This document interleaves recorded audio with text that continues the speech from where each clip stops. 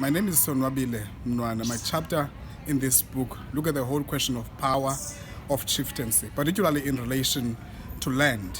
As we have seen on the Platinum Belt, chiefs have become mediators of big mining deals with mining companies, and that signify the status and the elevated status and the powers that chiefs in the democratic era has come, that they enjoy.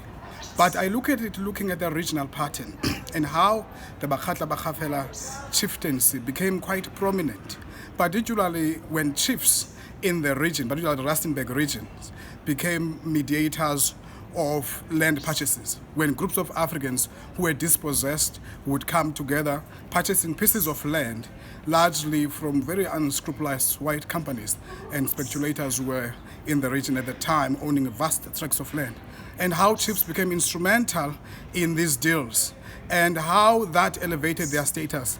And it connects now to the current struggles against chieftaincy, particularly in areas where lots of land in the Platinum Belt has become target of mining. So I look at how these processes, the current processes, are linked to the history of land.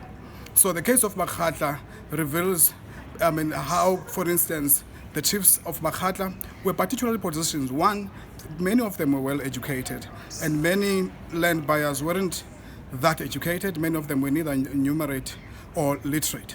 And during the time when these deals were made, it was the chiefs who collected the cattle, the money, and other things that people used to contribute towards these group purchases. And how the chiefs would even have access to some sophisticated lawyers. And most of the land then would not be recorded in the names of the purchasers, but in the name of the so-called tribes. And the name of the chief would appear, or as a trustee for this tribal unit. So that sort of made chiefs extremely powerful. And we've seen a pattern of resistance by people in that region throughout the years. So what I argue fundamentally is that resistance against chieftaincy isn't new.